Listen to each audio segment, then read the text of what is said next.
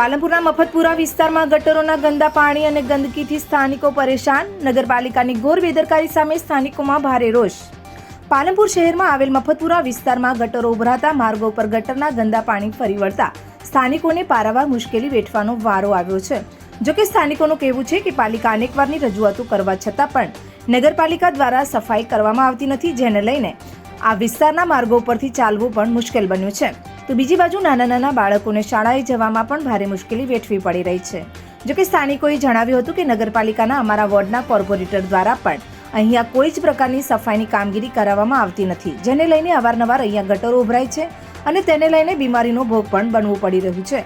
ત્યારે હાલ તો સ્થાનિકોની માંગ છે કે તાત્કાલિક ધોરણે ગટરની સફાઈ કરવામાં આવે અને આ વિસ્તારમાં જે ગંદકી છે તેને પણ સાફ કરવામાં આવે, કારણ કે ભર ઉનાળે અહીંયા ચોમાસા જેવો માહોલ જોવા મળી રહ્યો છે, જેને લઈને સ્થાનિકોને વારંવાર મુશ્કેલી વેઠવી પડી રહી છે.